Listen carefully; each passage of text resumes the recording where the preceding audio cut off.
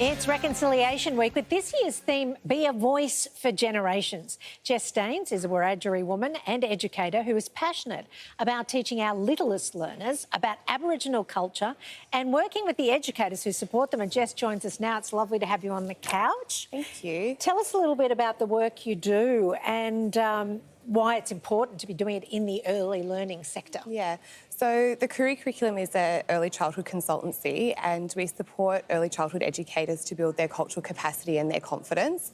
And the main reason is that we know that the work starts at the very beginning. And I feel like a lot of people of my generation will say that Aboriginal culture and history wasn't taught well to them during their schooling. And so we find that that's a really big obstacle for educators as well. They're hesitant to share the culture because it's not their own. They don't want to offend or do the wrong thing.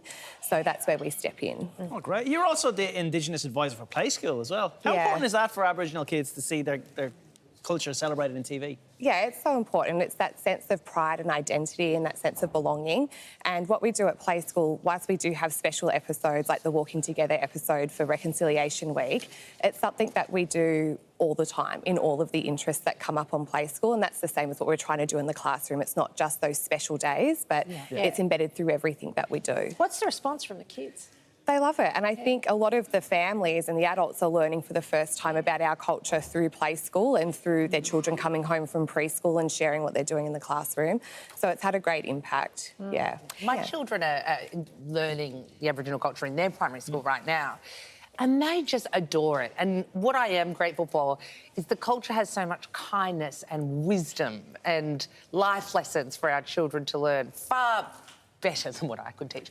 So, and for that, we're really grateful to have that exposure. Yeah, I think Aboriginal culture, it's part of every Australian's identity. Yeah. And it's something that we should all be feeling really proud of in this country. And for a long time, I feel it wasn't celebrated and it wasn't acknowledged, but we're definitely seeing that shift now in the education space. Yeah.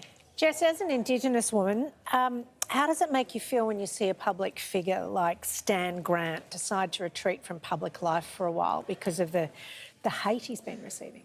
Yeah, I think me and my family, we were really angry and we're upset. You know, Stan's a proud Wiradjuri man and he's done so much for our community. He's a great advocate and he makes sure that our current affairs and our issues are always at the forefront. And I think when somebody like that puts themselves in that public space, they're a target for racism, but it's something as an Indigenous business, particularly during these times of the year, unfortunately, we're targeted as well on social media by people that actively seek us out to cause hate. So there's actually a petition that started by the First Peoples Assembly in Victoria calling for Facebook and social media platforms to do more to make these culturally safe spaces for our communities.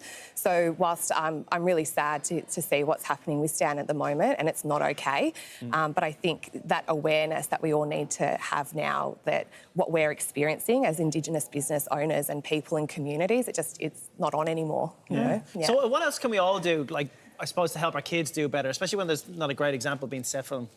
Yeah, I think advocating at your child's school, do they have a reconciliation action plan? And what is their commitment to reconciliation? What does it mean to be an ally to First Nations people? Not just this week, but the whole year through. And as parents or families, grandparents, what are you doing with your children? You know, are you exposing them? Are you building relationships with your local Aboriginal community?